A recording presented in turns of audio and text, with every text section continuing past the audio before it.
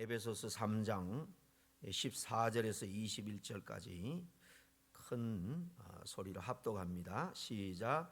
이러므로 내가 하늘과 땅에 있는 각 족속에게 이름을 주신 아버지 앞에 무릎을 꿇고 비노니 그의 영광의 풍성함을 따라 그의 성령으로 말미암아 너희 속사람을 능력으로 강건하게 하시오며 믿음으로 말미암아 그리스도께서 너희 마음에 계시게 하시옵고 너희가 사랑 가운데서 뿌리가 박히고 터가 굳어져서 능히 모든 성도와 함께 지식에 넘치는 그리스도의 사랑을 알고 그 너비와 길이와 높이와 깊이가 어떠함을 깨달아 하나님의 모든 충만하신 것으로 너에게 충만하게 하시기를 구하노라. 우리 가운데서 역사하시는 능력대로 우리가 구하거나 생각하는 모든 것에 더 넘치도록 능히 하실 이에게 교회 안에서와 그리스도 예수 안에서 영광이 대대로 영원 무궁하기를 원하노라. 아멘. 우리 지난 새벽에는 이 앞에 나오는 말씀 속 사람을 강건해지도록 바울이 기도하고 있는 이 부분에 대해서 함께 생각해 봤습니다. 계속해서 바울의 기도가 이어지는데요. 이 전체 기도 내용 하나하나를 살펴보면 가장 중요한 기도 이 에베소 교회 한 사람 한 사람이 신앙적으로 정말 충만해지고 강건해지기를 원한다. 이렇게 기도한 다음에 뒤에 나오는 이 기도들은 그 속 사람이 강건해지기 위한 구체적인 그 방법들을 놓고 또 기도하는 것을 볼 수 있습니다. 속 사람이 강건해지기 위해서 필요한 것들을 추가로 기도하고 있다. 그렇게 볼 수가 있습니다. 여러분, 우리가 신앙생활하는 것은 뭐 건강하게 장수하는 것도 아니고요. 또 물질적으로 풍성한 삶을 이 세상에서 성공한 삶을 누리는 것, 그건 부수적으로 따르는 것입니다. 궁극적인 신앙의 골 목표는 우리가 이 땅에서 신앙적으로 주님과 동행하면서 승리하는 거예요. 그러기 위해서는 신앙적으로 믿음이 강건해지고 우리 속 사람이 이렇게 강건해지는 것입니다. 이 신앙의 훈련이 우리 신앙생활의 첫 번째 목적이 돼요. 그러면 다른 것은 더하여서 하나님께서 은혜와 복으로 주시는 것입니다. 그런 면에서 우리가 쭉 생각해 보면은 이 속 사람이 강건해지기를 기도하고 오늘 이어서 두 번째로는 그리스도께서 저희 마음 속에 계시기를 기도하는 것을 볼 수 있습니다. 그리스도가 그 안에 있을 때만이 그 사람의 속 사람이 강건해질 수 있기 때문입니다. 17절 상반절 말씀 믿음으로 말미암아 그리스도께서 너희 마음에 계시게 하옵시고 이렇게 속 사람의 강건을 기도한 다음에 이어서 이렇게 기도하죠. 그리스도께서 너희 마음에 계시기를 원한다. 이런 기도, 이 기도는 뭐 그리스도를 구주로 영접하라 그런 말이 아니고 바울은 이미 예수 그리스도를 영접하여서 주님의 자녀가 된 이 에베소 교회 성도들에게 지금 편지를 쓰고 있는 거죠. 그러니까 예수를 영접하라는 말이 아니고 이미 우리 안에 영접하여 내주하고 계신 그 그리스도가 정말 우리 안에서 편안한 그런 모습으로 계실 수 있도록 해라. 우리가 누구나 예수 믿으면 예수 그리스도가 영으로 우리 안에 존재합니다. 내주한다 그러죠. 그런데 그 그리스도가 그 마음에 계시되 불편하게 계실 수도 있다라는 것을 사실 말씀하고 있는 거예요. 어떨 때 우리 안에 계신 그리스도 영이 불편할까? 속성상 그분은 거룩한 분입니다. 성결한 분입니다. 그러므로 우리가 죄를 범할 때, 죄라는 것은 우리가 무슨 행동이 죄가 아니에요. 죄는 그 밑바닥에 이 우리 속 사람, 우리 마음 중심에서부터 시작되는 거예요. 그래서 우리 내면이 속 사람이 죄로 더러워지면 당연히 거룩한 주님이 불편해 할 수밖에 없는 것입니다. 그래서 능력 있는 우리 신앙생활을 강조할 때 성경에 보면 지속적으로 강조하고 있는 것이 하나 있습니다. 하나님의 성령, 그것은 주님의 성령이고 주님 그 자체죠. 그 주님의 영을 근심하게 하지 말라, 그렇게 말씀합니다.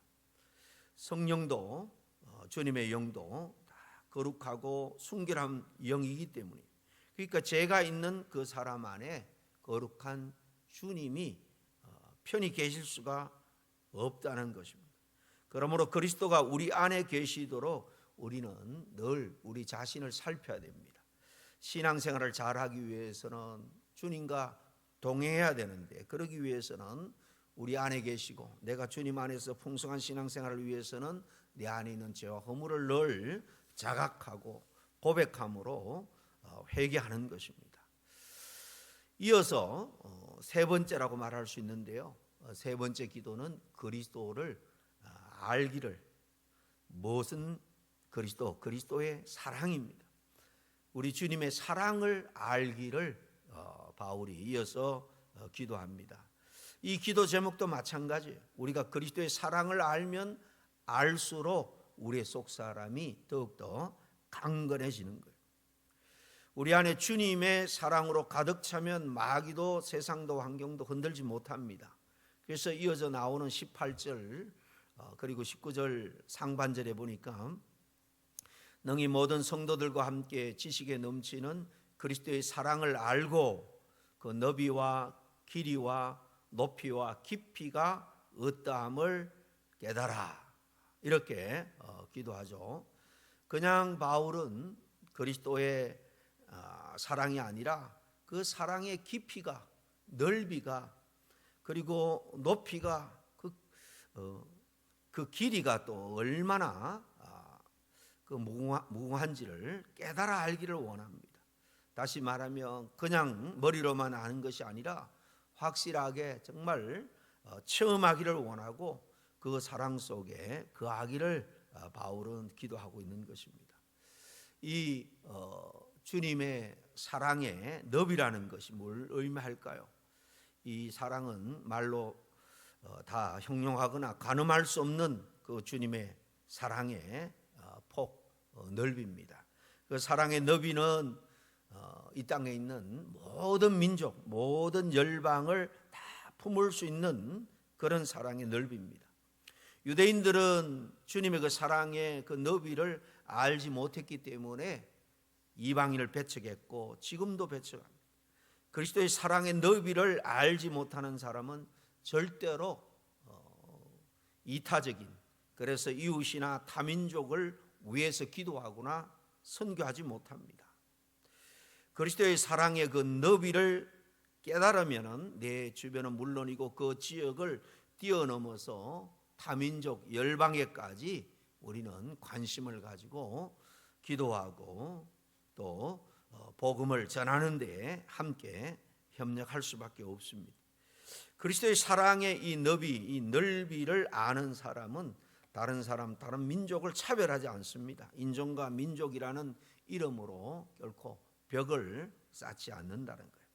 그리스도의 사랑의 너비를 깨닫고 있기 때문입니다. 직접 그 민족에게 나아가지 못하면 기도하고 또 물질을 보내서 그 지역을 섬기는 죄의 종들, 선교사들을 구원하게 됩니다. 이 사랑의 넓이를 확실히 깨달았기 때문이죠. 주님의 이 사랑, 주님의 사랑은 끝까지 하는, 포기하지 않는 사랑이죠. 그 사랑은 영원한 사랑, 그 사랑의 깊은 한이 없는 깊이다라고 말할 수 있습니다. 베드로는 예수님의 사랑의 깊이를 알지 못했기 때문에 부활의 주님을 만났음에도 불구하고 그 직후에 과거로 되돌아가 버리고 맙니다. 그처럼 그리스도의 사랑의 깊이를 알지 못하는 사람은 예수님을 따르다가 조금만 시련이 오면 이렇게 포기하고 싶어 하는 거예요. 그리스도의 그 사랑의 깊이를 온전히 깨닫지 못했기 때문에, 경험하지 못했기 때문입니다. 그래서 자신의 작은 실수나 실패를 경험하면요, 거기에서 쉬어나지 못하는 겁니다. 작은 어려움에도 주님을 따르는 것을 쉽게 포기하고 맙니다. 그러므로 신앙의 승리자가 되기 위해서는 그리스도의 이 사랑의 깊이가 얼마나 무한한지 우리 깨달아야 됩니다. 그리스도의 사랑의 깊이는 어떻습니까? 죄를 많이 지은 아무리 흉악한 죄인일지라도 정말 그가 회개하고 돌아올 때 품어주는 깊은 사랑입니다. 주님은 하늘의 영광을 버리시고 죽기까지 낮아진 사랑, 십자가에서 전 인류의 형벌을 대신 다 받으신 그런 사랑입니다.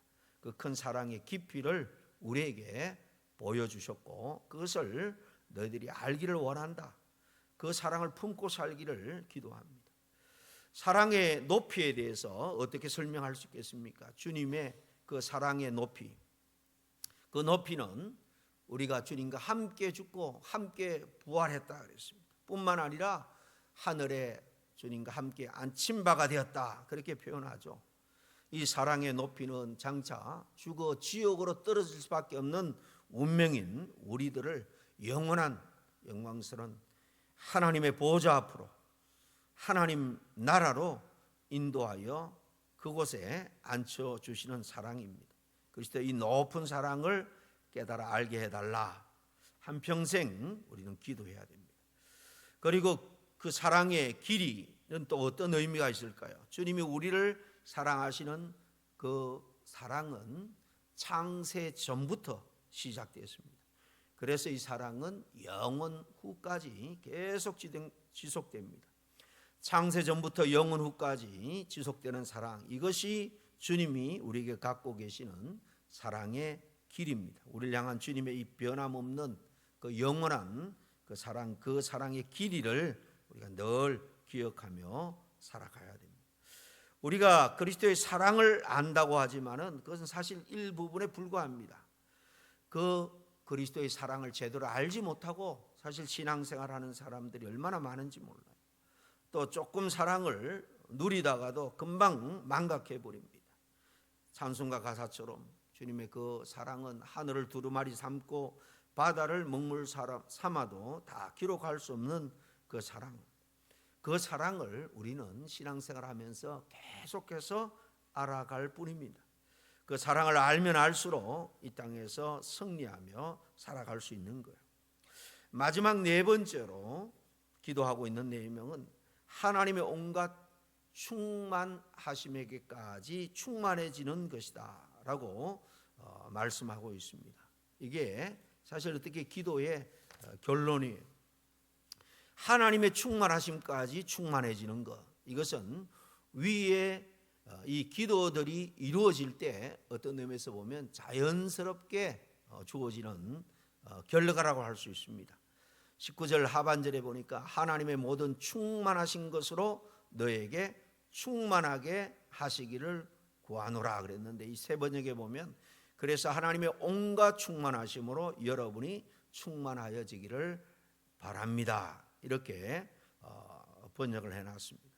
우리가 이 땅에 살면서 하는 최고의 기도는 하나님의 그 충만하심의 정도까지 충만하기를 원하는 그런 기도인 줄로 압니다. 여러분, 여기서 하나님의 충만하심으로 충만하다 하는 것은 하나님이 주시는 뭐 세상적인 것으로 충만한 것이 아니라 하나님의 충만이에요. 하나님은 지식에 충만한 분입니다. 사랑에 충만한 분이에요. 그분의 속성과 그분의 능력에 있어서 충만한 분입니다. 그 하나님의 그 모든 것 전부를 다 포함하는 거예요. 그런 하나님의 것으로 충만해질 때에 우리는 하나님과 더불어서 정말 풍성한 삶을 살아갈 수 있는 것입니다. 우리가 이 하나님의 것으로 충만해지기 노력하다 보면 구원의 완성 단계에서는 이 성화를 거쳐서 영화라 그랬죠. 글로리피케이션. 이 상황에 들어가면, 하나님 나라 들어가면 완전히 이 하나님의 충만을 우리가 누리게 되는 것입니다. 이 충만은 구원의 완성이에요, 완성. 그것을 이 땅에서 우리는 계속해서 맛보면서 더욱더 충만한 상태로 나아가게 되는 것입니다. 그러나 믿음 생활 잘해도 시련이 오고 힘든 일이 닥칠 때 우리 믿음이 흔들릴 수 있습니다. 여전히 우리는 육신을 입고 있기 때문에 연약합니다. 그러나 완전한 충만을 이룰 때가 있습니다. 이것을 우리가 기대하면서 열심히 기도하고 노력해 나가는 거죠. 누구든지 점점 그 사랑으로 지배를 받는 인생이라는 것, 성령의 충만함으로 이렇게 강건해지는 인생, 주님이 온전히 주인으로 우리 안에 자정해 계시는 인생, 그리스도의 사랑의 그 규모를 이렇게 깊이 깨달아가는 이 인생은 하나님의 충만하심에 점점 다가가고 있는 복된 인생이 될 수 있는 겁니다. 세상의 다른 것들, 그러니까 세상의 지식이나 지혜, 세상의 부나 성공, 명예, 그런 것들로 충만한 삶을 살 때 사는 동안에는 우리는 부유한 삶을 살 수 있습니다. 정말 남의 존경과 부러움의 대상이 될 수 있습니다. 그러나 그런 것들은 다 안개처럼 쓰러져 없어질 세상의 영광이에요. 하나님 앞에 섰을 때, 앞으로 영원한 나라에 들어갈 때 그 영원한 시간 속에서는 그런 것들이 다 의미가 없는 거예요. 무용지물이 되고 마는 것입니다.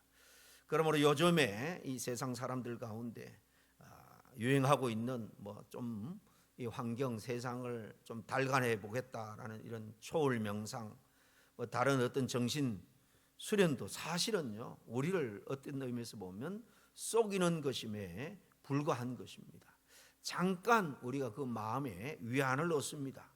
그걸로 우리는 스스로 속는 거예요.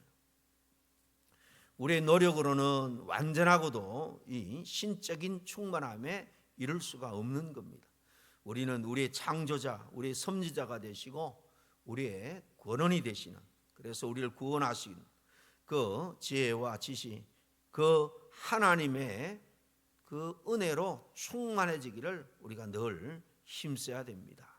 그럴 때에 우리의 결국은 하나님과 늘 함께 할 수 있는, 영적으로 그 속성이나 능력에 있어서 충만한 그런 우리가 구원의 자리에 들어갈 수 있는 겁니다.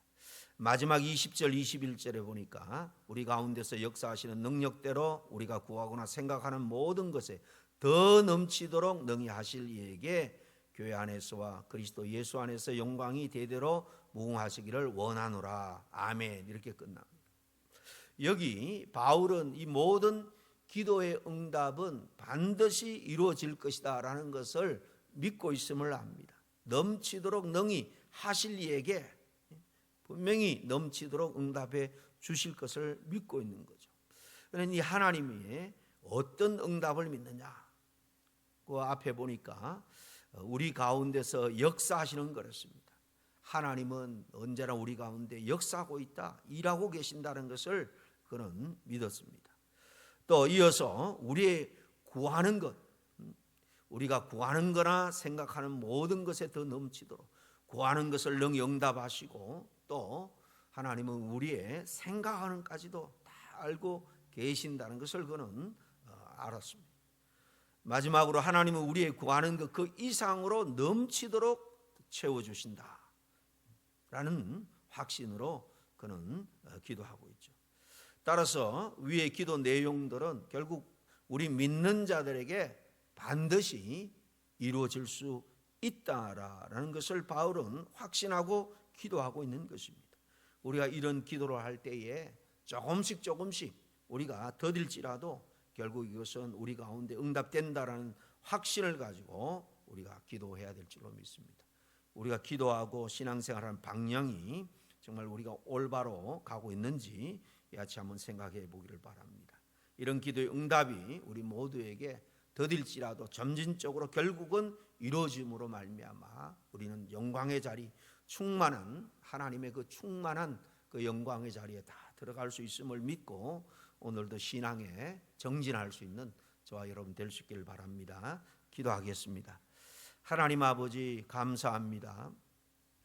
가장 우리 인생의 본질적인 문제, 세상적인 것이 아니라 썩지 않고 영원하고 완전하고 충만한 이 영광을 위해서 우리가 관심을 가지고 기도하며 살아갈 수 있도록 인도해 주시니 참으로 감사와 찬양을 드립니다.